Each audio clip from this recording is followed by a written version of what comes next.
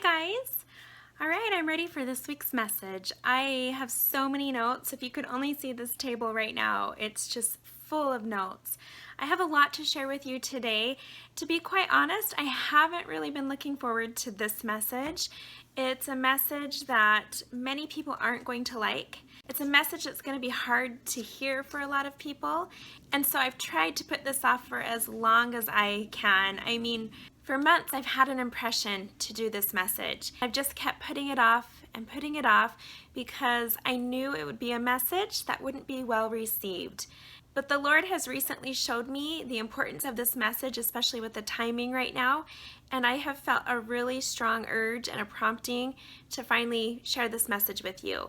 Saturday night, as I was canning in my kitchen, I was filling up the jars and putting them in the hot water, and all of a sudden I just had this strong feeling come over me from head to toe that this week's message had to be about what I'm about to share with you. And I knew it, I couldn't deny it, and in that moment I told the Lord, okay Lord, I hear you, I'm going to go ahead and do this message. If you don't have eyes to see and you don't have ears to hear, you're not going to like this message, and so you might just want to skip this video. But if you do have eyes to see and you do have ears to hear and you want to know what it is that the Lord's impressed upon me very strongly recently, then stick around and watch this video, because it is full of things that are really going to open your eyes and really help you understand how real this battle is of good versus evil and how sneaky the enemy is. It's really going to shake your world about a lot of things.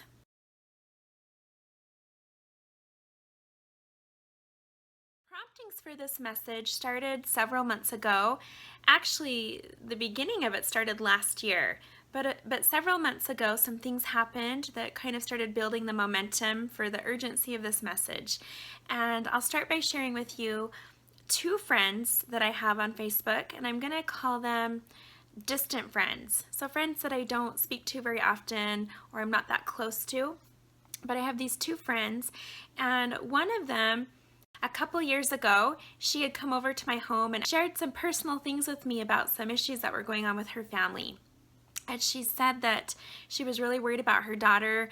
Her daughter had been suicidal. She'd been trying to cut her wrists. She was falling into a deep depression, and she didn't know what to do about it. And as we got talking about this, the Spirit started to really speak to me about the situation. I didn't share a lot with her in that moment because I didn't feel at that time it was my place, and I just kind of was there to be more of a listener. And so she shared with me a dream that she had had about the adversary. She saw Satan standing outside of her home shooting fiery arrows that were on fire towards her house, and they were penetrating the windows and coming in and wounding her daughter. And in that moment I did share with her, I said, I just feel really strongly that that dream was telling you that there are breaches in your home. There are breaches in your home that are allowing the enemy to shoot those fiery arrows at your daughter. He's attacking your daughter right now, but your whole family is vulnerable. There's breaches in your home, something to do with your daughter, and he is going after her, and that dream is to let you know that you're wide open for attack. She's wide open for attack, and he is definitely jumping on that opportunity. And so there were some scriptures that came to mind about the fiery darts of the enemy, and I started to explain to her that this is very real. And in that moment, it opened up her eyes. She hadn't thought of that before, and it really got her thinking. And I didn't want to question her, what are you doing in your life right now that you could change? Or why is your family vulnerable right now to the enemy? I didn't want to go there, but I just put it out there to think about.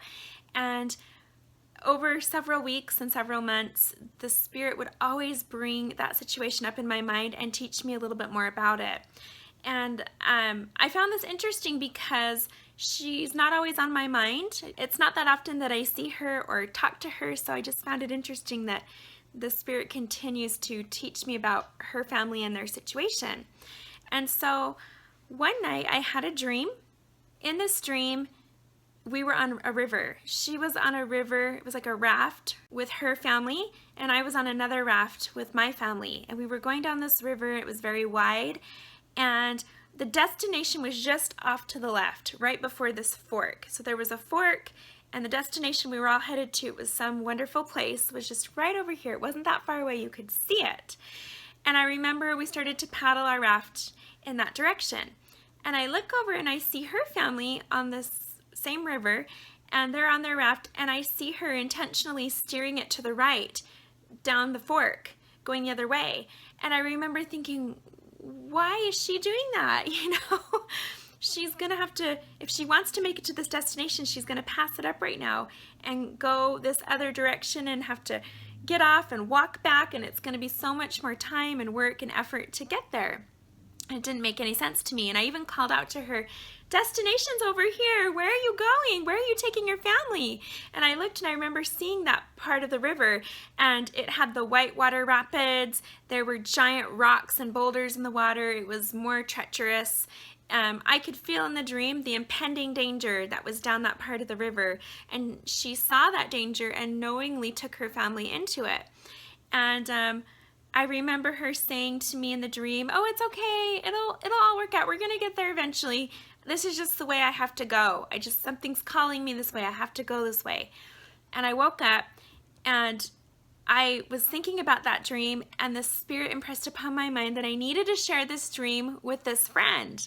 And I remember thinking, oh my goodness, why? Why should I do this? How can I do this? She's going to think I'm crazy. She's going to possibly be offended by this dream. And the Spirit just continued to press upon me all day. You need to share this dream. You need to share this dream. She'll know what it means. And so I did. I went onto Facebook and I pulled up Messenger and I started to type away my dream. And I was told that I didn't need to interpret it for her, that she would know what it meant. The Spirit would testify to her what the warnings were in this dream. And anyways, as I was about to hit send, I received an interpretation of what that dream meant. And I remember the Spirit telling me there are things that she has to learn that she hasn't learned yet. And the only way she's going to learn them is if she goes down that part of the river, if she goes down that road. Yes, it's going to be dangerous. Yes, it's going to be scary. Yes, it's going to expose her family to dangerous situations. They're going to be vulnerable. But it's necessary for what they need to learn. And in the end, there is a plan for them, and there is a purpose in all of this. So I left it at that. I just put the dream and I sent it off to her, and she read it, and she actually was very kind about it and thanked me for the dream. I never heard from her more about it, but she continued to like my posts and be positive and kind towards me on Facebook, so I knew she wasn't offended. Anyways, I just found that very interesting and thought that maybe I'd had that dream because the Spirit knew that I would share that with her. And so I was given that. Later on, after this had happened, I started to notice on a lot of posts that she was sharing that she had fallen away from the gospel. She had fallen away from the church. She had been married and sealed in the temple to her husband, and she was making it clear in a lot of pictures that they were no longer honoring those covenants. I remember her sharing some things about, not seeing the harm in exposing her children to horror movies or certain rated R movies, even violent PG-13 movies. She just didn't see the harm in it. And not that that mattered to me, but the Spirit pointed that out to me in that moment, that these are a lot of the ways that she's created a breach around her home for their whole family to be vulnerable to the enemy. And so, as I continued to follow her, she shared posts about how now she was taking her daughter out for coffee. This is her teenage daughter, her daughter who's in Young Women's. Now, I'm not saying that if you drink coffee, you're a horrible person or you're going to be exposed to attacks from the enemy. But what I am saying, what the Spirit showed me, is that she understood the word of wisdom, the counsel that we're given within our church to abstain from these things. And these things create addictions. And addictions, what they really do is they bind us. They bind us down. They put chains on us so we can't rise above and be who we were sent here to be. They keep us trapped. They create barriers between us and our purpose. Addictions really are an entrapment. And so I just found that interesting, and the Spirit just pointed this out to me, that it was a slow process. It was one thing here, one thing there. I remember during these years, she suffered from severe migraines, and I remember the Spirit telling me about that and saying she has a split energy. There's a split energy within her. She knows what's right. She's made covenants. She's made promises with the Lord to do what's right. She knows what's right. She believes that. But part of her is trying to please other people in her family and in her friends and in her circle of influence. She's trying to please those people as well. So she has one foot in the gospel and one foot in Babylon. And you can't serve two masters. We know that from scriptures. You cannot serve two masters. Always love the one and despise the other. And so because she had the split energy and she was kind of just torn, she was having those pounding migraines, and they would just continue to happen until she made that claim 100% on the gospel and where she wanted to stand. And so I remember I wanted to share these things with her, but I didn't quite feel it was my place, and I didn't feel impressed to share everything with her that was brought into my mind, so I left it at that. But it was just kind of a learning tool for me. The Spirit was using this example to teach me a lot of things that have been very helpful for myself and for my own family. So then recently there's been another friend who's kind of in the same situation. However, she never made covenants in the temple, never made those promises with the Lord, so hasn't come that far in the gospel, has kind of just gone her whole life just kind of like this. And she had posted similar things just a few weeks ago, had posted that she wanted to go see this new horror film that had just come out. I think it's called Annabelle, and it's I think it's a rated R film. It's a horror film, I do know that. And I remember the first time I saw the preview on TV, I didn't even want to watch the preview. I changed it because I didn't want to invite that in to my home. And so I remember her posting on there, who wants to go see this movie with me? I might just have to go see it by myself if no one comes with me. And then she began to share about her addictions for coffee, and she was taking her teenage daughter as well to go get coffee. And it was just interesting that there was a similar pattern. And then just a couple days after these posts, it really was very quick, she posted that her daughter, something to the effect of her daughter had just tried to commit suicide, and it came out of nowhere. She didn't see it coming. She was completely floored by this, and it just shook her world, and she didn't know how to deal with it. She was very afraid. She just was just completely in shock. And the Spirit pointed that out to me again and said, they don't understand, they don't get it. I could hear the Lord say, my children don't get how they create these breaches, how they open up these doors for the enemy to come into their homes and attack their children and attack their spouses, attack their marriages. How they allow the enemy to come in and create addictions and bind them and trap them. They don't get it, but they're doing it all the time. And it just starts with one thing here and one thing there. Before we know it, we've gone completely down that path, and we are flat on vulnerable to every attack of the enemy. And I'm getting goosebumps right now, you guys. I call these my spirit bumps, but I'm just getting that witness from head to toe that this is a very real thing that's going on right now within the members of the church, within their homes, within their families, and it's very real. So I heard the Spirit tell me that we go to the temple and we make these promises with the Lord, and in return, if we keep those covenants and those promises, He promises us protection and wonderful blessings. However, just because we've made that step and we've gone to the temple and we've made those covenants doesn't make them permanent. They're only in effect when we keep our end of the bargain, when we do our part to keep our end of the promise. When we stick to those covenants and we keep His commandments and we do all that we can to walk that straight and narrow path, then He's going to protect us and He's going to bless us with everything that He promised to. But when we stray from that and we break those covenants and we no longer keep them and we no longer keep those sacred and special, then His hands are tied. We lose that protection, we lose those blessings, and it's not because He wants to, but it's because of our agency.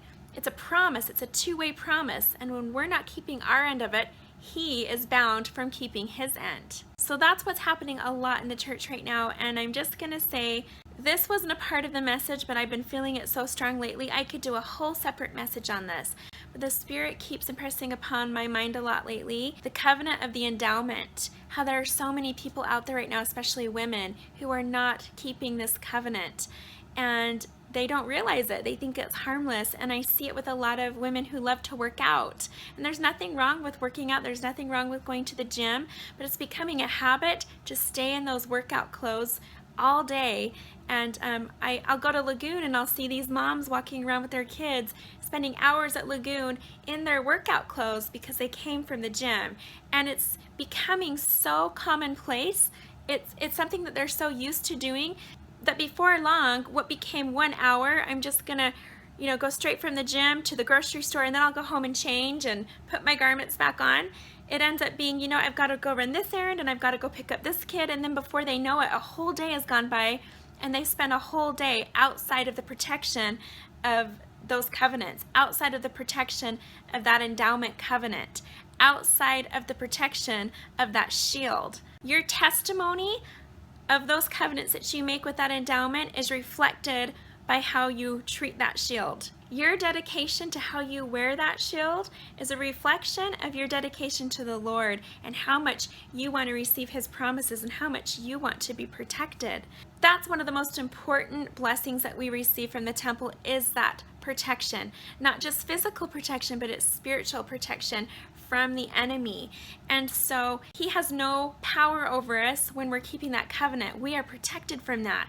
But the minute we expose ourselves to Him and we go around not wearing that shield, we're no longer protected. We're vulnerable in those moments. So I guess ask yourself, how often do you want to be vulnerable to the enemy? Because for me, I don't want to be vulnerable for even a minute. It's kind of frightening to think about it that way, that it's very real, how long we expose ourselves to the enemy, but to us it's harmless and we don't see any harm in it. We just think there's nothing wrong, and the Lord knows my heart. He knows my heart. I'm a good person. I'm doing the best that I can. And yes, He does know your heart. But even if you have a good heart and you're not honoring those covenants, His hands are still bound. Even if your intentions are good, even if you have a good heart, His hands are still bound.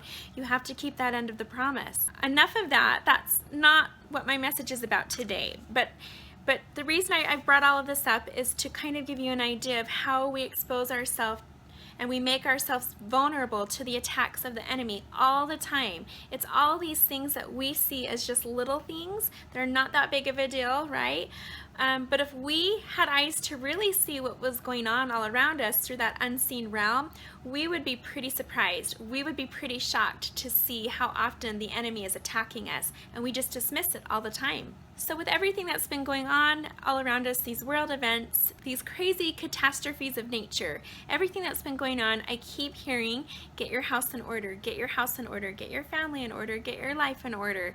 And I know I've shared that with you, but it continues to gain momentum. It continues to get stronger.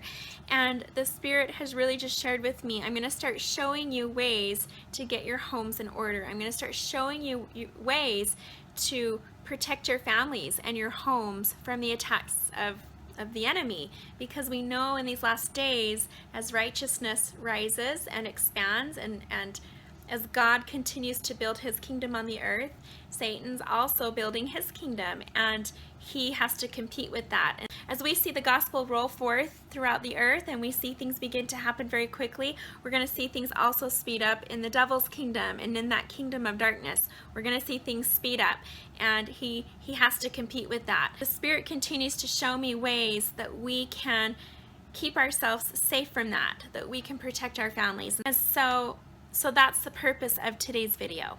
And the reason I'm sharing this video with you today is because the Lord has recently shown me something else that we expose ourselves to all the time, and it's probably one of the most powerful tools that Satan uses to entrap us and to attack us. However, we see it as something that's completely harmless. We are so ignorant to it, and yet we are making ourselves so vulnerable to his power and his attacks. So this is where the message begins. So last year, you guys, probably towards the end of fall, beginning of winter, I was writing some blog posts. I was researching some amazing testimonies of people who had converted to the gospel. And it was amazing. I was finding people from all different walks of life with all different kinds of unique backgrounds who you may never would think would be somebody who'd be interested in the gospel, people that you would think that would just despise Christianity altogether or have no interest in the message of the gospel. These were people that were that were converting, and I just found their testimonies so fascinating. And as I continued to find new testimonies and watch them, I really enjoyed it. And one day I came across the testimony of a very interesting man. He was a high priest in the satanic occult.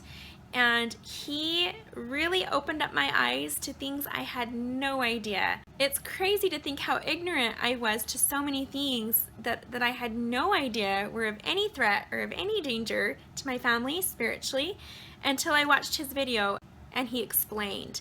And I'm telling you, I put a link below in the video description of one of his audio interviews, so you can listen to that. But he has a lot of videos out there. They're very eye-opening. And the occult ran very strong in his family. He was raised in it. His parents were raised in it. It just was generations of this satanic practice. And he grew up this way. It was all he knew. It was normal for him. And he just shared some crazy experiences of how he would use that power of darkness to gain power for himself. And he would go into neighborhoods, he would put curses on entire neighborhoods, he would leave his body. He talked about how he would leave his body at night and go around through these different neighborhoods and parts of the city and take power and strongholds over these places so that he could have power over the people. And he would go into these certain neighborhoods and homes, and when he would see families kneeling in prayer, Christian families, there was an actual physical barrier he could not pass through. It was like a solid wall. And he would try to get into their homes and he couldn't. He'd hit that barrier every time. And he realized one day, what do they have that's more powerful than what I have? Because with what I have, I've been able to get money, I've been able to get power and status and all of these things. But here's something I can't penetrate. Their God must have a power that's more powerful than my God. And that's when things started to open up his eyes and he began to wake up. He had heavenly encounters and he began to be taught and learn about our Savior Jesus Christ, which just changed everything in his life. And it's just a really incredible testimony. This power was so real that he exercised, that he could go into a neighborhood or a home, he could leave his body or he could be there in person, and he could put a curse on someone and take their life through that curse and never have any connection or relation to that death or that crime because he wasn't physically doing it. But they were real curses, real spells that he was putting on people, and it was ending lives. He was able to take lives because of this power. It's very real. And so as I listened to what he had to say, he began to talk about October 31st and Halloween. And I think you know where I'm going with this. So I learned that, the American version of Halloween originated from Scotland and Ireland. It comes from the Celts. And over in Ireland, they actually used to carve faces into turnips. They didn't really have pumpkins. Their main crop was the turnip crop, so they would carve these faces in their turnips. And what they taught, they would go around to these farmers in the area, and they would tell the farmers that if they wanted to please the pagan gods, then they needed to give up something like eggs, butter, potatoes, sometimes money, but they needed to give something, to sacrifice something. And if they didn't do this, that their gods would put a curse upon their farm, and they would experience a curse upon their land and upon their family. And they took this so seriously. Nobody wanted to be cursed. They didn't want a curse to come upon their crops or upon their family. So everybody would give a sacrifice of some kind to these people that came around to their homes. That's how afraid they were of these Celtic gods.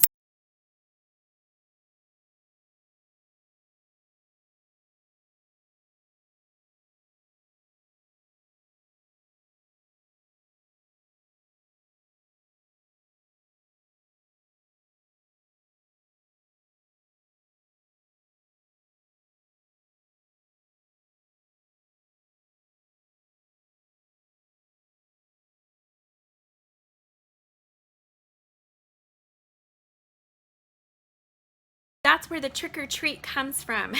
So it really has a pagan heritage to it. We know that as far as religious practices, it's the Wiccans, the pagans, and the occult who have a religious affiliation tied to Halloween.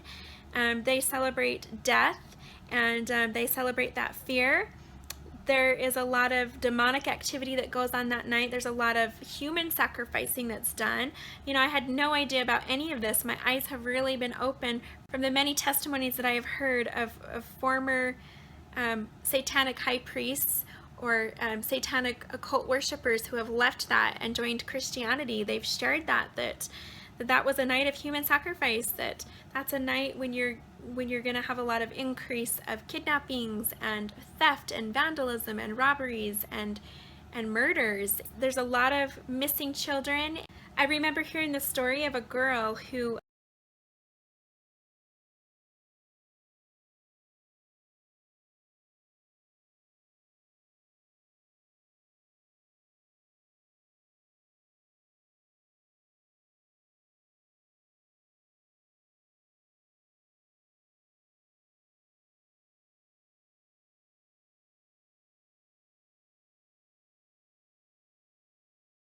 they would have all these women who were trapped, who were part of that underground sex slave trade. A lot of them nobody was looking for, or a lot of them had been missing for so long people just assumed they were dead. These are a lot of your missing person cases. She said that they would have these babies, they would get pregnant and have these babies, and these babies were used as human sacrifices. It's a big part of that religion. It's a very big deal, and a lot of this is carried out on Halloween. There's a lot of things we don't realize that are going on that night. There's a lot of demonic activity and mayhem that's going on outside, and we don't see it that way. We're completely oblivious to it.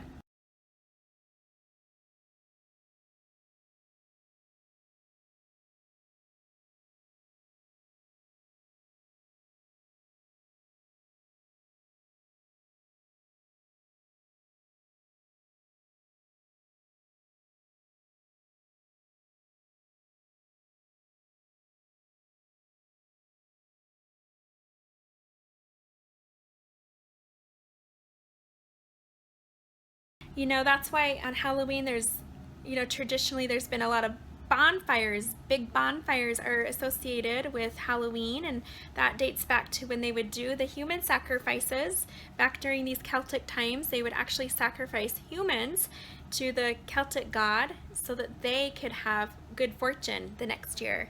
And you have to understand that this time of the year is the next solstice. It's the new year starting, it's the new cycle, and so they're wanting these blessings for the new year. I found that very interesting. And so if you go and you investigate and you look up all these different symbols,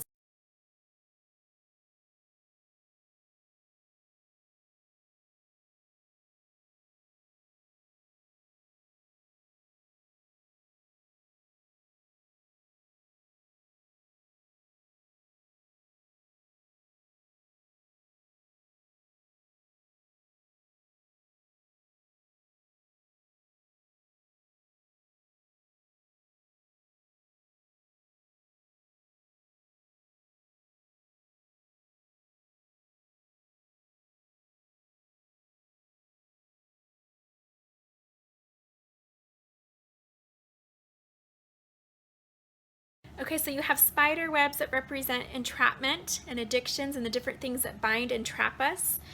You have bones, which represent death. You've got the skeletons. You've got vampires, which represent death. You have witches that represent the curses and spells. You have the goblins, who are the demons who are sent to torment and carry out those curses and spells. And all of this targets children. Why? That's the question I heard in my mind, was why? Why children? Let me just give you a little bit of a background on my family. So you guys, my whole life, Halloween has been our favorite family tradition. Ever since I can remember, we always had big Halloween parties. My mom would put on these huge parties every year, she still does, and it's the biggest party of the year. It's the biggest thing where she pulls out all the stops. I mean, she puts so much time and money and thought into these parties. They're big, and she has costume contests, and she gives out money, and she hires judges to come over and judge the costume contests. And she has all different kinds of contests, food contests, We play games, she tells scary stories. I mean, it's just always been a big deal, and we have it at a different location every year. And I remember one year, before we had children, we had it at our home, and I went all out and I turned my entire backyard into a cemetery, and I had things all along the fence. I mean, my backyard looked like a scene out of Universal Studios. It looked like it was the set for a horror film.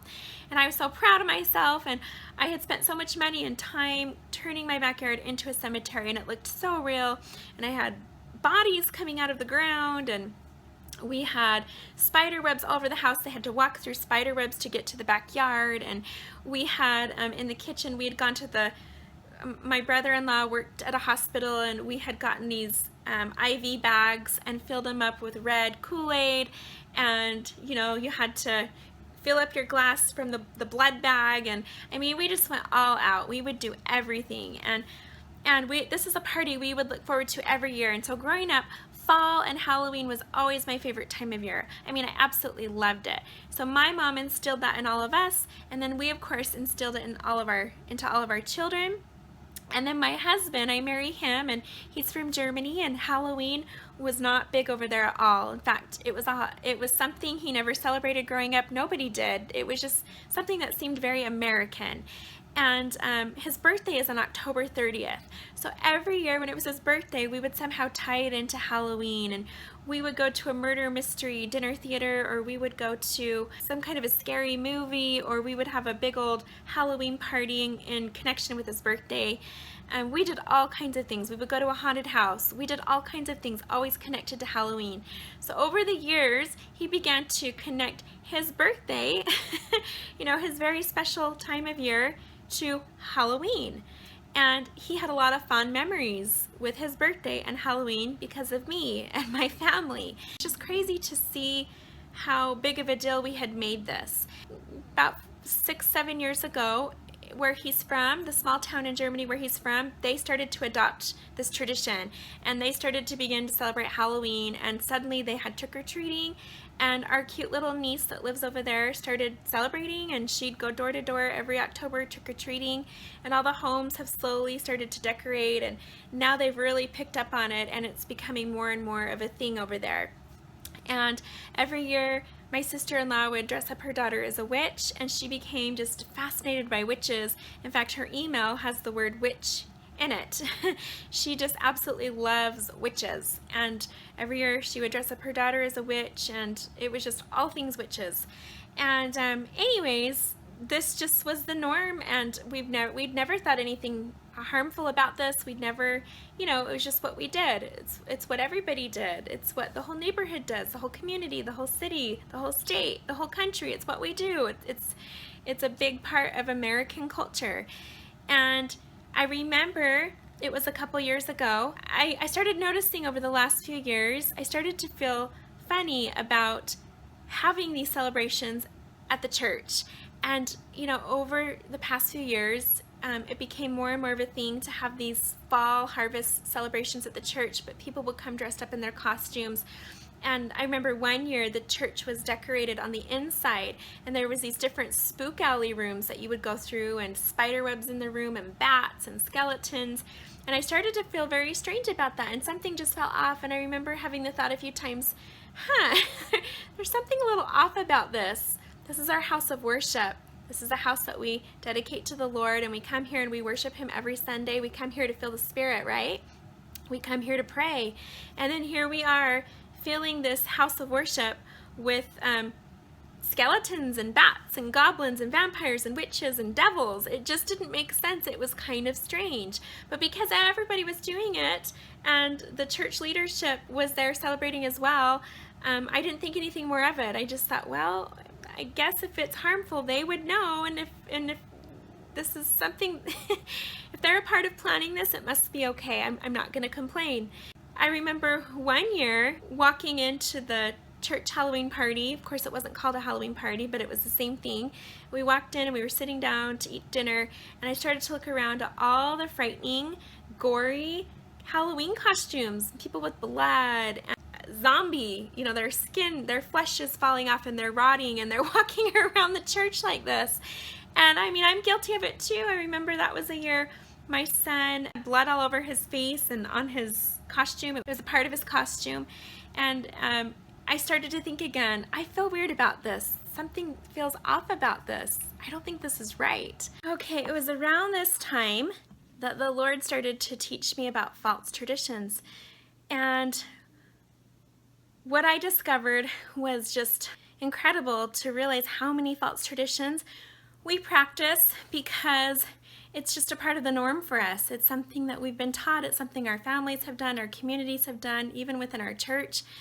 And they're really false traditions. There's nothing in these false traditions that bring us closer to the Lord. I'm just going to say that if you feel led to, if the Spirit prompts you to further your homework on this and learn more about what this holiday really is about and what the purpose behind it really is, and is that something you really want to bring into your home and into your family and into your posterity? Do you want this to be a part of the next generation, or do you want to stop it? Do you want to cut that off and start something new, replace it with something better, get rid of the old and bring in the new? And I'm telling you, the last thing I want to share with you is the Spirit said to me that Halloween isn't something that's going to be celebrated during the millennium. It's just not. It's not a holiday we're going to be celebrating during the millennium when Jesus is reigning on this earth. So why celebrate it now? If we're trying to do everything we can to get this earth prepared to meet our Savior when He comes, then we really need to be making changes. We really need to be preparing this earth for how it will be when He comes. And it's not going to be a place where we celebrate Halloween. We know that Satan will be bound for 1,000 years, and so we won't be practicing Halloween anymore. And so why not just make those changes now? Why don't we do all that we can to make this earth and make our homes a place where the Lord can dwell, a place where the Lord can be? It's all part of that preparation. If we're truly preparing the earth to meet the Savior when He comes, then we need to make those changes. We need to be doing things differently. You know, I thought about the Spirit told me this is something that we've not only brought into our homes and our schools, but we're bringing it into our churches. We're bringing it into our places of worship. And if we're bringing those curses into our meeting houses, the place where we gather every Sunday and we worship, what's that doing to our children? What's that doing to our youth? What kind of curses are we bringing upon the children in our wards, the families in our neighborhoods, and we don't even realize it? Our kids are the next generation. Our kids can be the one to break those patterns, to break those curses, to break those false traditions, and take us into something better. And I just want to say this. Speaking of false traditions, I remember one particular year when I was serving in Young Women's, we had an activity for the youth, for the young men and the young women, and it was like a dance activity. And it was one of those video games like Just Dance where you compete and you dance to the music video and you have teams against teams, and it's supposed to be a lot of fun. And we were playing this in the cultural hall in the church, and I remember a couple of songs came on. I had recently learned from the Spirit weeks prior what those songs were actually about. I'd seen a couple of interviews with those different artists about the lyrics of their songs and what they were about, and it wasn't pretty. Oh my goodness, it was crazy. It was pretty vulgar. It was pretty vulgar. After learning the truth about what those songs were written about, I didn't want to hear them anymore. Every time they came on in my car, I turned them off, I changed them. I couldn't bring that into my home, into my family. After learning the truth about the message of those songs, I thought, you know, they're catchy songs. They're the top hits on the radio right now, and every time people hear them and sing along, they're programming their mind to believe those lyrics, and they probably most of the time aren't even listening to what they're singing and realizing what those lyrics are about. They probably have no idea. And as we were in that activity, these two songs came on, and at two different times the groups were competing, and I watched these young women and young men singing along to these songs and dancing to them, and it was blasting throughout the whole cultural hall. It was loud, and the bishopric and the leaders were participating, and they were dancing to the music too, and I couldn't believe it. And as I listened to the words, it hurt my ears. I could hear the words and I could feel that message, and we were bringing the Spirit that was attached to that message into that building, and I looked, and on the other side of that partition wall is the chapel where we have our sacrament and our sacred ordinances every Sunday, and I kept thinking, my goodness, we've just invited in this spirit that's attached to this message, that's attached to this music, and it's blasting throughout the whole church. This music, these words, everything they're connected to is in this building now. And a few days from now, we're going to come here and we're going to participate in some of our most holy ordinances, and we're going to pray to the Lord. And what are we doing? This doesn't make any sense. We're desecrating our meeting houses. We're inviting that darkness into our most sacred places of worship. And the Spirit taught me that. It said this is another false tradition.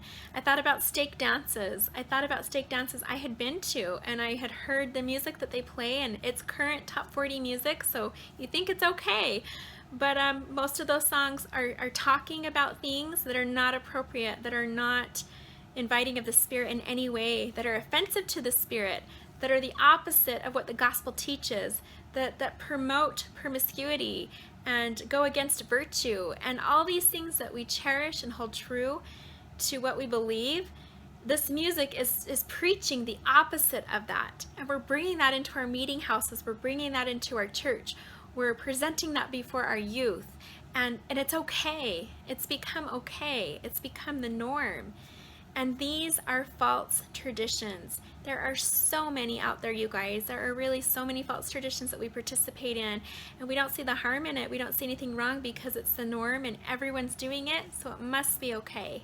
And so I'm not going to spend a lot of time talking about false traditions in this video, but I encourage you to go do some homework on that. Look up what the meaning of false tradition is and see what the Spirit speaks to you. If there's any practices that you're carrying out in your own life or within your family that maybe aren't necessary and maybe aren't benefiting your walk with the Lord, the Spirit can reveal that to you and show you how to replace that with something better. So there's quite a bit of false traditions that we've just all grown accustomed to that really are not serving the Lord.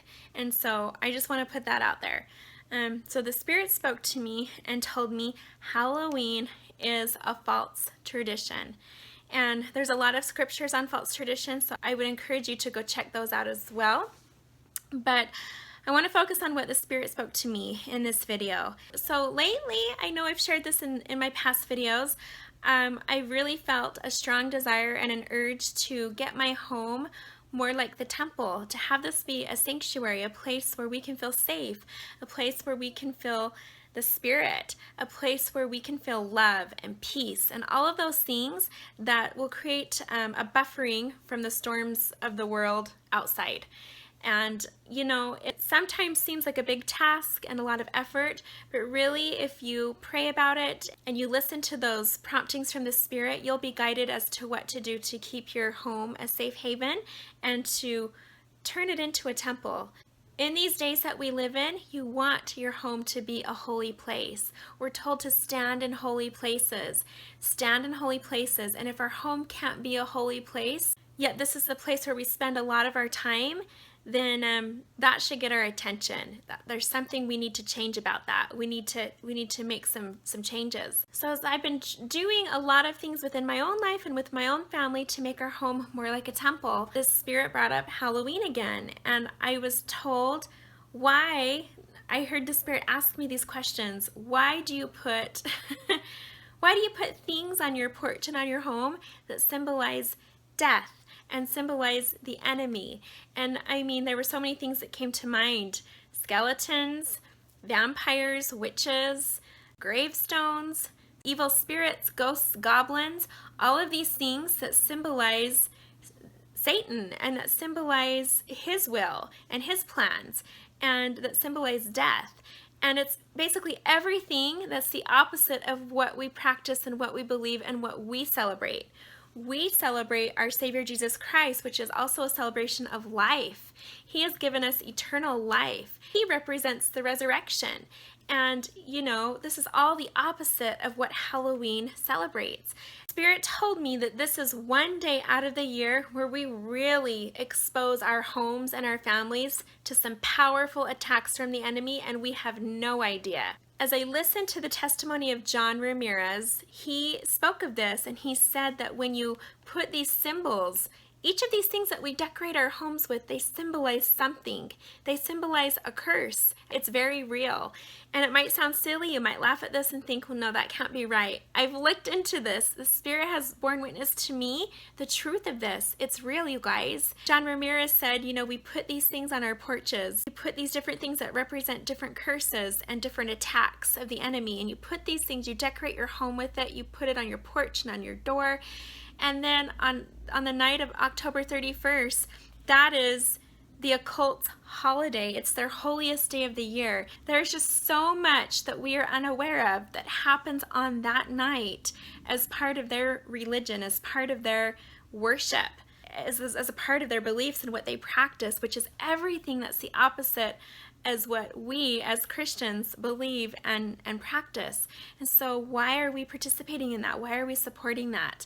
John Ramirez has said that on that night, when he was practicing, he would go around to all these homes, and whatever he saw on their porch and on their doorstep was a free invitation for him to send curses into their home and to send demonic attacks into their home. It would invite all kinds of unseen beings and entities into their home. It's a free-for-all. Depending on what they decorated their porch with, kind of was the type of curse they were asking for.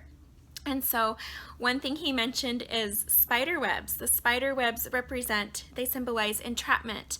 And, with entrapment comes addictions. Addictions create entrapment. Many times after Halloween, family members will suddenly experience certain addictions that maybe weren't there before, but because they were open to that attack, because of that one day out of the year, I know it sounds crazy, but I promise you this stuff is real. Because of that one day out of the year that they expose themselves to that attack, they've now given permission for that demon who's over that addiction to come into their home and into their lives and into their body and have free reign over that area of their life. And now, where they once had freedom, they're now bound, and they now are a prisoner to certain addictions because of that. And he talked about the jack-o'-lantern and what that represents, how there is a spirit of rebellion attached to that, but also a spirit of promiscuity, a spirit of adultery that is attached to that. And so a lot of times it can bring that into a marriage and into a home and just cause a lot of havoc on a marriage and on a family. And, that's the one thing we know that Satan targets is families. He hates families. He is so against the family. And this is one tool he uses. It's his favorite tool to use because we all celebrate it. And it's that one night of a year where we open up our doors to him and invite him into our homes to come enjoy with us, to come dine with us, to come play with us, to come be a part of our families and our lives. And we have no idea. We're so ignorant to it that we have no idea what it is that we're really doing. I remember the first time I heard this, I went through the seven stages of grief. I went through that. I went through the denial and the anger and all of that. And I remember thinking, how could this be? I was raised this way, and generation to generation, we've all celebrated this, and this is a big part of who we are. It's a big part of our lives. It's a big part of our traditions, and traditions are what bind us together and create bonds within our families. And if we sever these traditions, we're severing those memories, we're severing those bonds. And it was like, so when I brought this up with my children, it was pretty difficult, and they were pretty upset, and they cried. It was not fun. It was not a fun experience.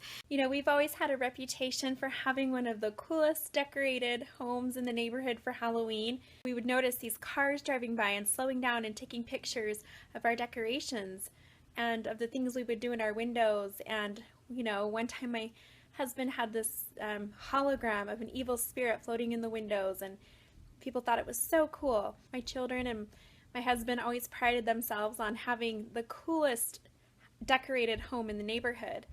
And so that was a fear now that they had, is we're no longer going to be the coolest home in the neighborhood, and people aren't going to come down our street, and what will people say? And it was so fun to have such a cool home at Halloween time. And it's not been fun for my kids to deal with. It's not been fun for them to cut losses with that. And so I remember putting it to him this way. I said, how much do you love the temple? Isn't the temple just the most beautiful place? It's the Lord's house. It's so special. It's so beautiful, right? Yes, they agreed. It's beautiful. It is the Lord's house. We love the temple. And I said, would you ever hang a picture of a vampire or a witch on the outside of the temple? And they said, no, Mom, that would be silly. We would never do that. And then I said, would you ever decorate the inside of the temple with spider webs? What do you think about that?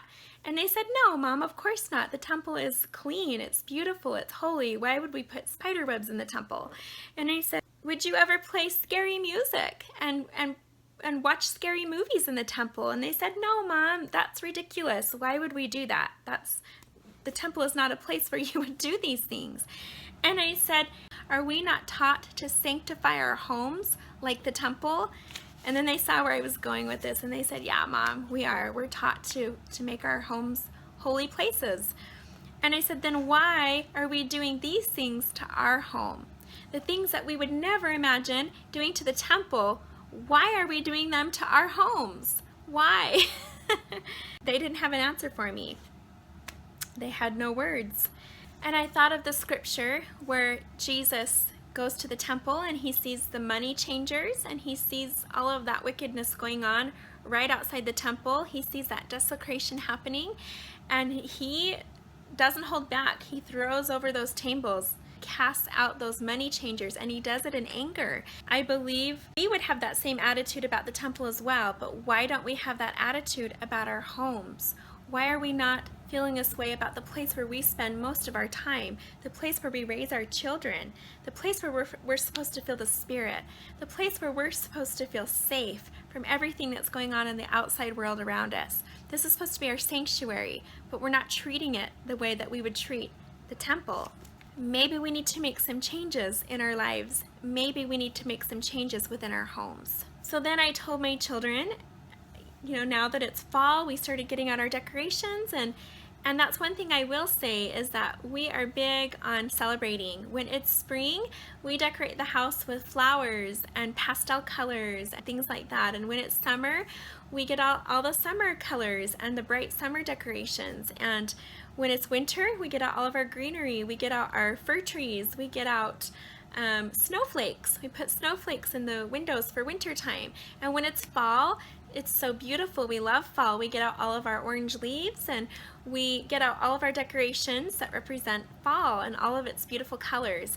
And I do feel a lot of times that the adversary counterfeits many things that are good. So I told my children, I said, I don't have a problem with decorating our home with things that are beautiful that the Lord has created. Orange fall leaves and, all the beautiful colors and things that we're grateful for, things of the harvest, such as ears of corn and gourds and, all these different things that to us symbolized bountiful harvest, gratitude, and fall. I told them that if we would just focus on the things that are of God and the things that are beautiful that He's blessed us with, then if something were to happen, if a catastrophic event were to happen in our area, I said, how at peace would we feel knowing that the Spirit feels welcome in our home, that we've created our home to be an environment where that Spirit is cultivated. We've created a home where heaven feels welcome. How much more blessed might we be during some of these terrifying events of the last days when we've created a home where we know that the Spirit feels welcome and where heaven feels welcome. When we know we have that Spirit in our home and those angels all around us protecting us, versus if we have a home that's filled with symbols of death and of the adversary and of all those things that are the opposite of what we celebrate and what we believe. If we filled our home and our yard with those symbols and those things, is the Spirit feeling welcome here? Is this a place where we're cultivating heaven on earth? That's something the Lord pointed out to me. He told me, you always pray to me, and I've prayed this for years, that thy kingdom may come speedily upon this earth, that thy will be done on earth as it is in heaven, but that thy kingdom may come on earth. And how am I participating in that? How am I helping the Lord's kingdom grow upon this earth and come upon this earth when I'm putting out things that are of Satan's kingdom? Do you see what I'm saying?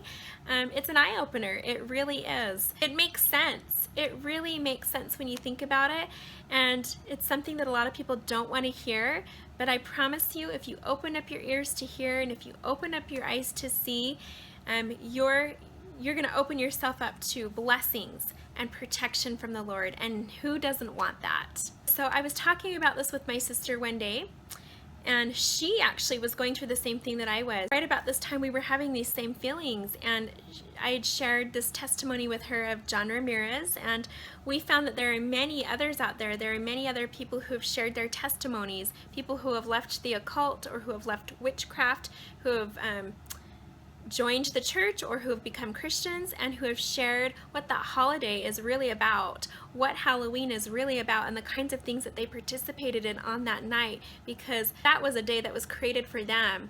It wasn't something that was created for the church. It really wasn't. It was something that we adopted. There's a whole history behind that. You can Wikipedia it, and there's a lot that you'll learn.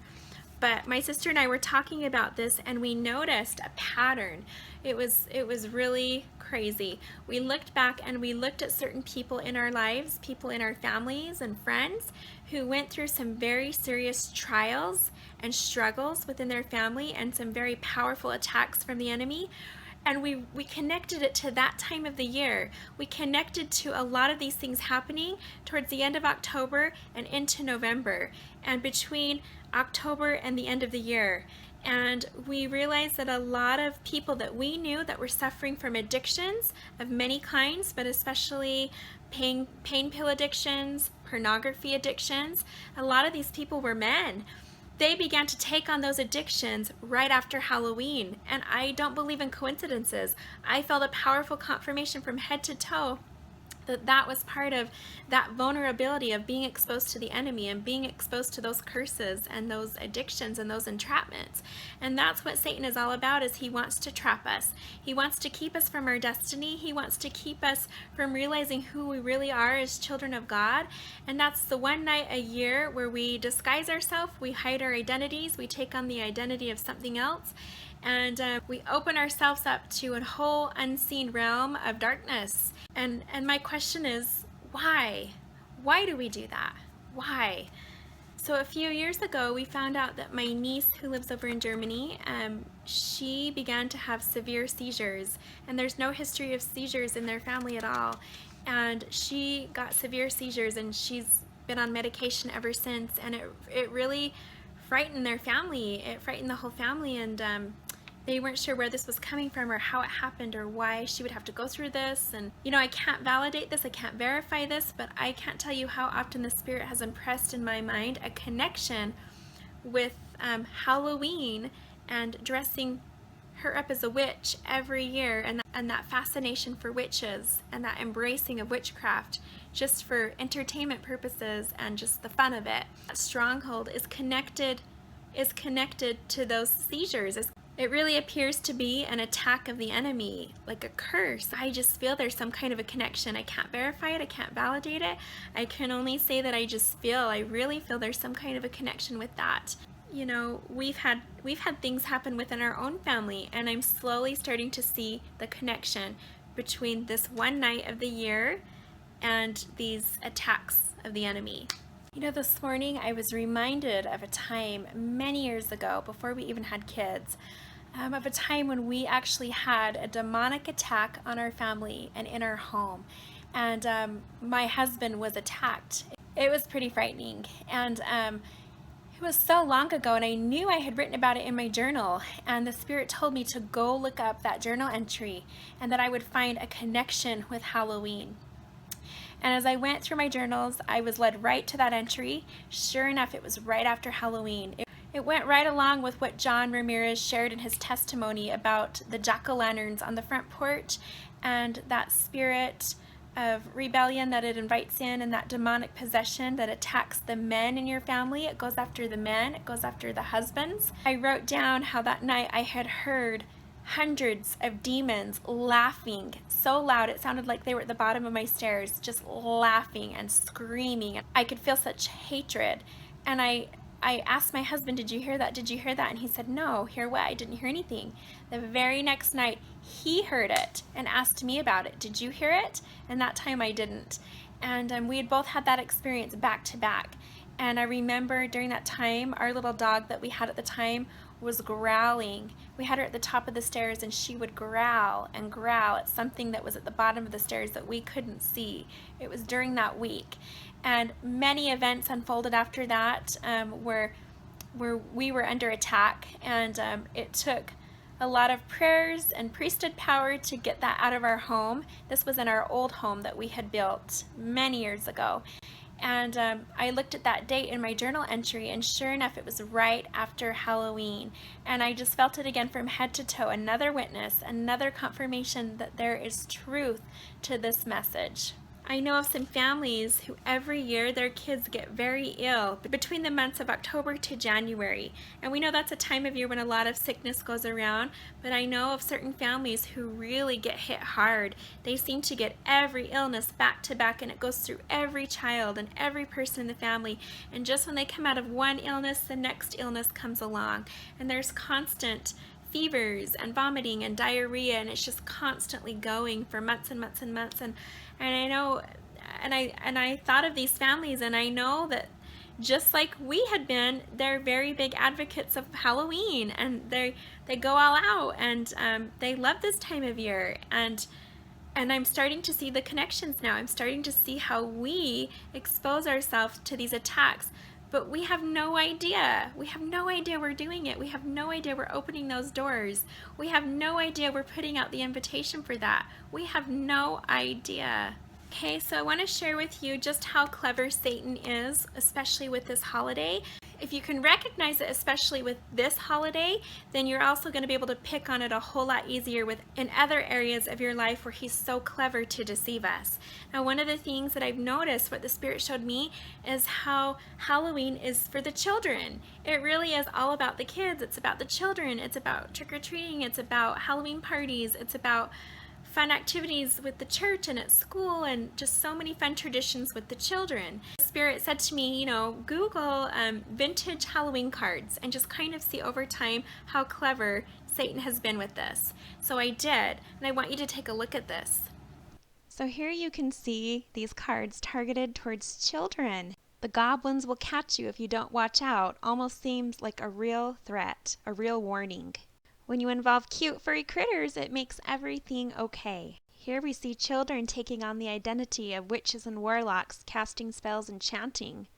This card even comes with a curse. Beware of a witch and a black hoodoo, for they are coming to capture you.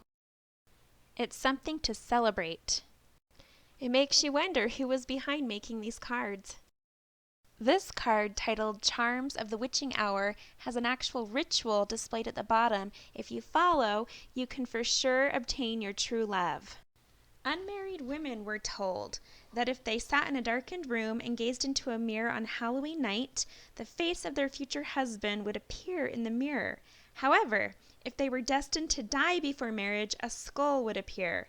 And this custom, you guys, was widespread, enough to be commemorated on greeting cards from the late 19th century to the early 20th century, as we can see here on these cards. So in a sense, Halloween was really romanticized. It was a time to find true love. The Druids taught that on Halloween, ghosts, spirits, fairies, witches, and elves came out to harm people. But as you can see, that all changed from these greeting cards as they show us magical fairies enchanting dreamers while they sleep. Here we have witches circling the moon, which appears to be a jack-o'-lantern, which represents human sacrifice. We see a lot of symbolism with witches and full moons. And as for the black cats, well, the Druids believed that black cats were in fact reincarnated human beings, and that the high priest had the ability to divine the future through them. So if any crossed your path, actually, it would mean that they might possess you, which was a very bad omen. And as for Halloween costumes, the Celts believed that if you dressed in a terrifying costume and you went trooping around with the spirits all night, the spirits would actually think you were one of them, so they would leave you alone. But the deception is that you're actually taking on the identity of evil by dressing in its appearance. Notice the deception on this card. It says, "This card is a charm to keep you from harm this Halloween." Can you imagine what harm you're actually doing by placing these cards and images on the mantle of your home?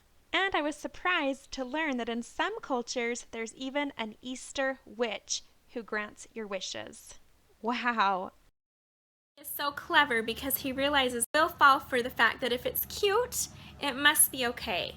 If it's for the children, it must be okay. There's no harm in that. I remember sharing this with some people in our family and they said, "Oh no, what about the kids?"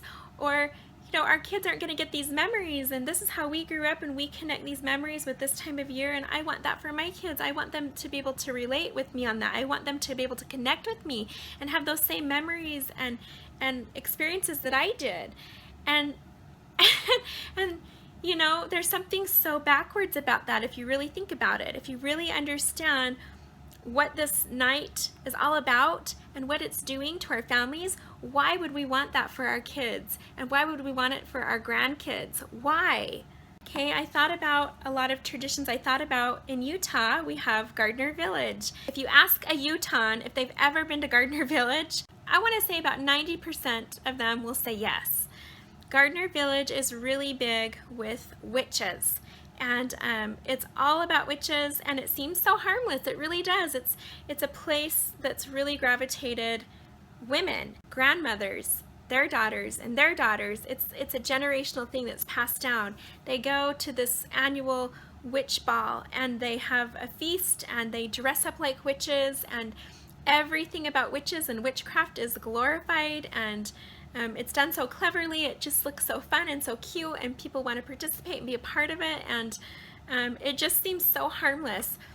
But the Spirit showed me that it's not harmless. Okay, so I had an experience last year. We went to Frightmares, which is Lagoon. During the month of October, they call it Frightmares, and they decorate the entire park, and everything is Halloween. And we have a season pass, so we go to Lagoon all year round, and the kids want to go. They want to go on the rides, and it's just such a part of everything we do. It's such a part of our culture. It really is.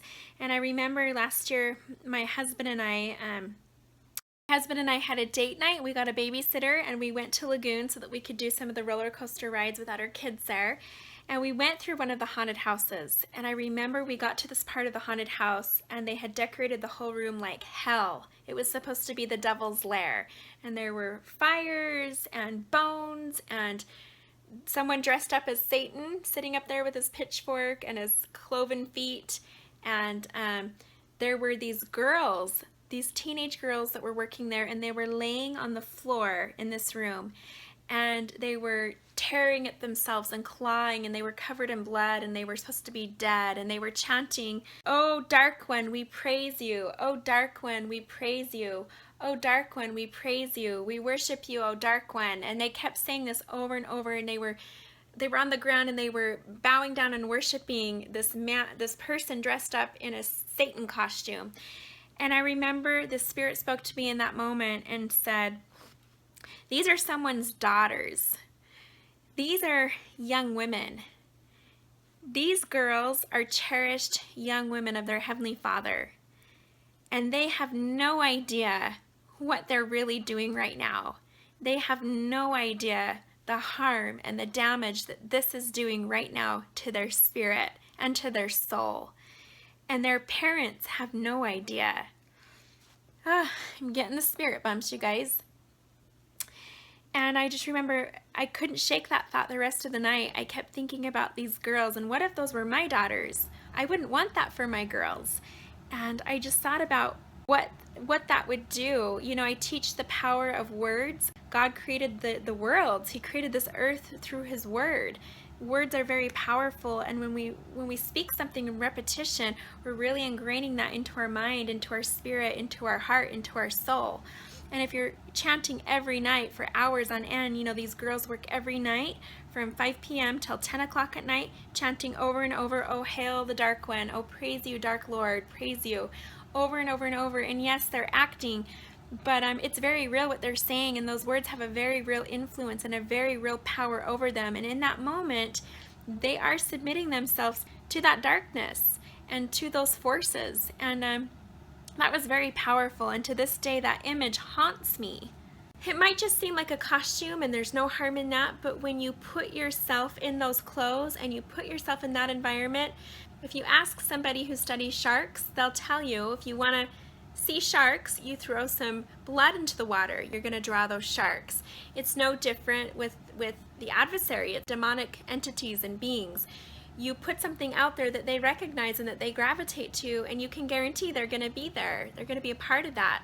That's something they recognize. That's their language you're speaking. Those are the symbols that they use and that they recognize. And even though it seems harmless and it's just one day out of the year and you're having fun, that's the one way that Satan is so clever, is he disguises everything with fun. And that was one thing that our children said. My sister's children and my children said the same thing. But Mom, you're taking away all the fun.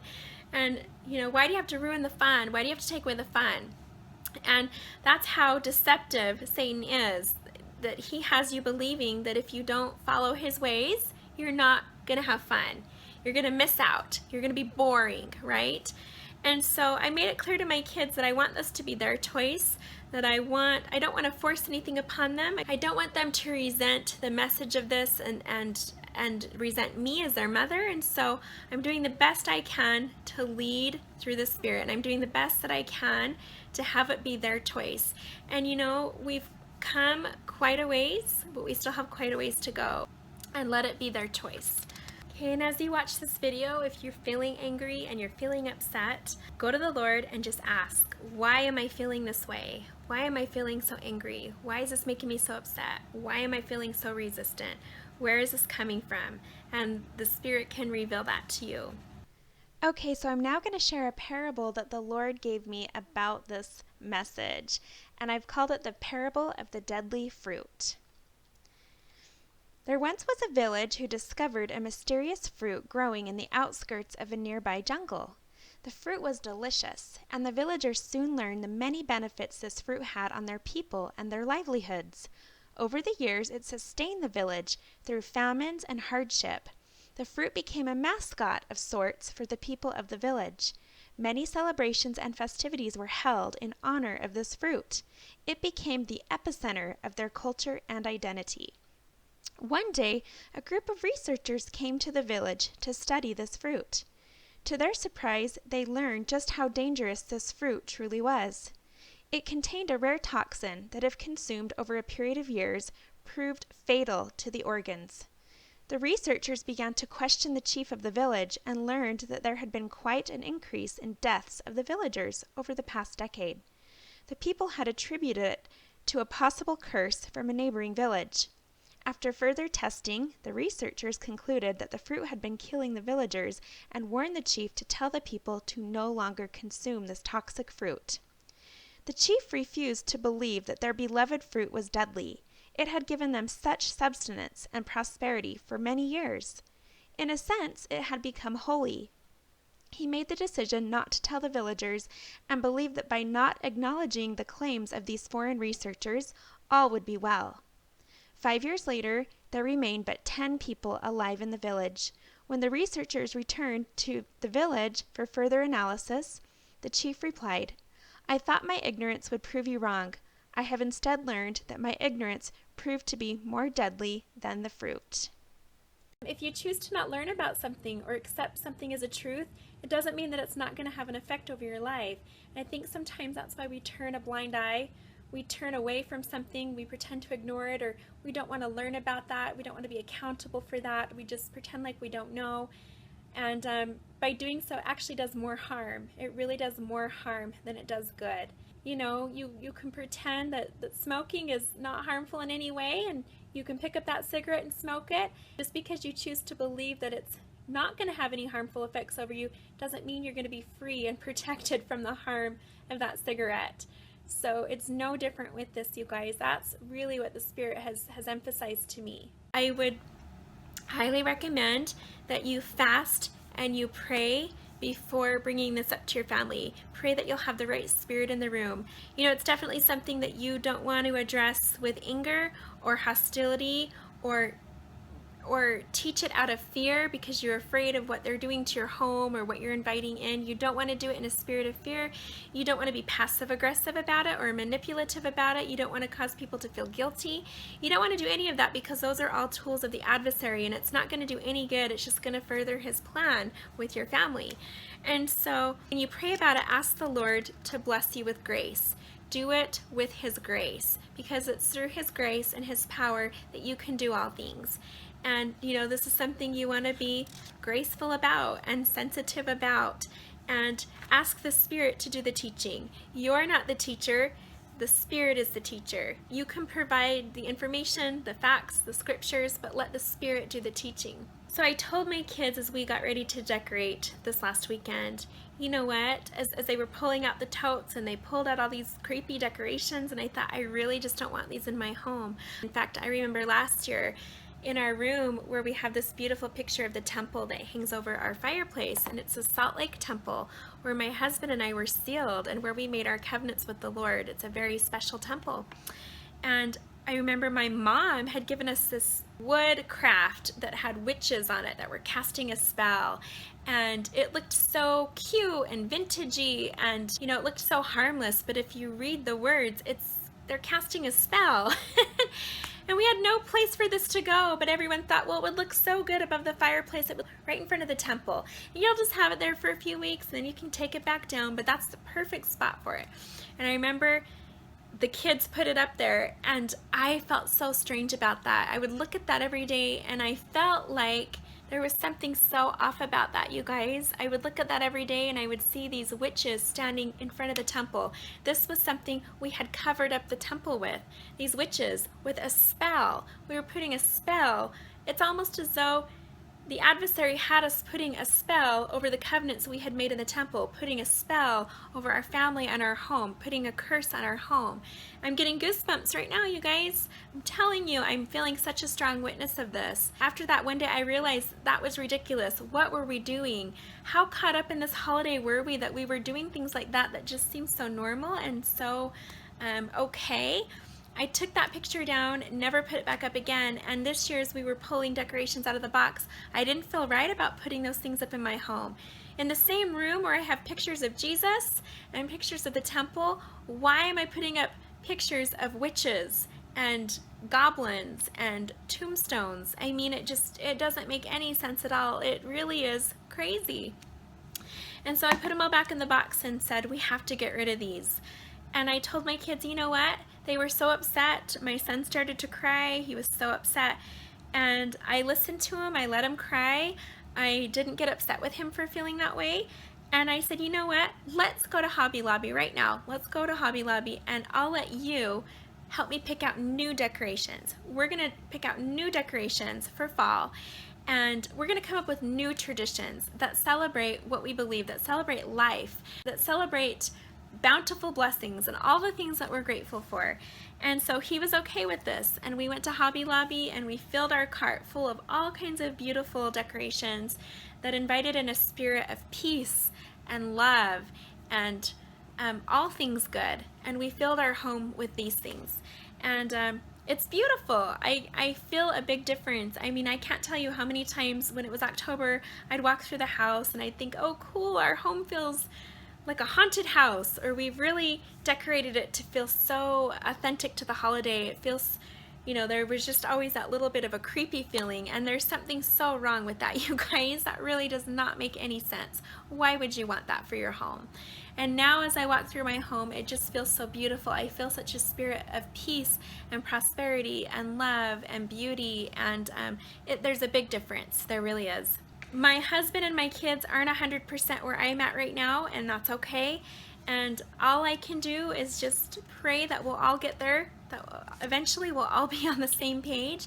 And, I'm not going to stop them if they want to participate in activities with their friends or with church or at school. That's up to them. I have a stewardship over my home. And as the matriarch of this family, as their mother, I have a stewardship over them, and I have a responsibility to protect them. And so my home is my fortress. My home is my sanctuary, and I'm doing all that I can to bless and protect our home. The world out there isn't always going to be like my home, and I understand that, and that's okay. And as long as you teach your children the right way and you bring them up the right way and you teach them what the Spirit reveals to you and you share that revelation with them, just trust that they'll make good choices and trust that the Lord will be with them and the Spirit will be there to guide them. You know, my family still is going to have their Halloween party this year and we're still going to be invited to that. And it's not on Halloween, but you know, certainly the goal with this isn't to make people feel guilty or to point fingers or to judge people. If you have a spirit of judgment, your heart's in the wrong place and it kind of defeats the whole purpose. So you have to love your family regardless, and don't use this as something to divide you. If your family's not on the same page, don't use this as a wedge, because it can become a wedge to divide relationships and to divide your family, and certainly you don't want it to do that either. So this is something you just need to carefully take to the Lord and pray about it and fast about it, and He will help you and He will show you what you can do and kind of guide you through that so that you can have your family and your home protected.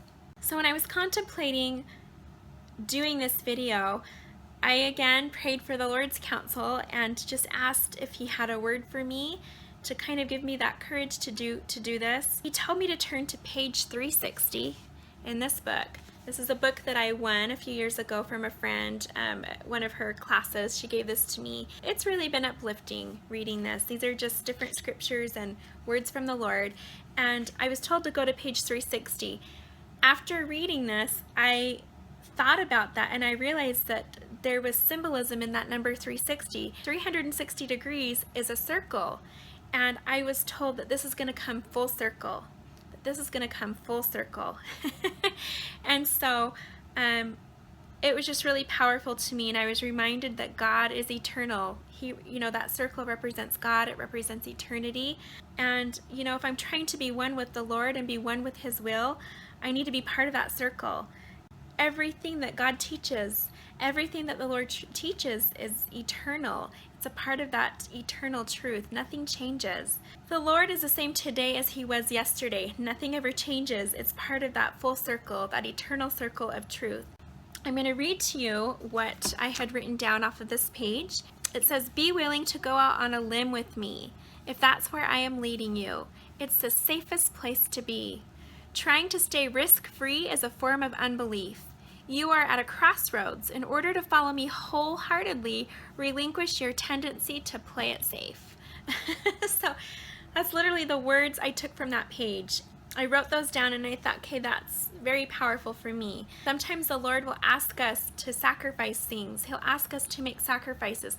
We sacrifice something that seems good for something that's even better. And when we make these sacrifices in our lives, when we're able to give things up for something new and something better, we receive so many blessings. And I really felt that from this page. It was telling me sometimes following the Lord isn't the easiest thing to do, and sometimes we can attach a lot of fear to that. What are people going to think of me? How is this going to affect my reputation? Am I going to lose friends? Am I going to lose my job over this? Sometimes when we feel that we have to take a stand about something or we need to share something, that it could hurt us, and sometimes that can be scary. But I got from this word from the Lord that, you know, the best way to show our trust in Him is to follow Him when He asks us to do something that isn't so fun or to share something that isn't so comfortable sharing. If we do it for Him, then we're doing it for all the right reasons. We're going to be blessed. And He said to me, if I ask you to go out on a limb and that seems kind of scary, it's actually the safest place you can be, because it's where I am, and it's where I'm telling you to be. It's where I'm sending you. It's where I'm asking you to be. It's where I'm sending you to serve me. And so if I ask you to go there, you need to go there. It's where you're going to be safest. So the Lord told me to go to Doctrine and Covenants 88, and He would guide me to the verses He wanted me to read. He took me starting in verse 62.